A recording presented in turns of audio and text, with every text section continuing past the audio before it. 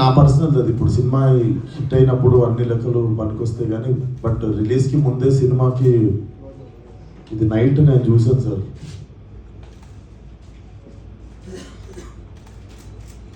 14th Feb morning Laila movie HD print link పెడతా.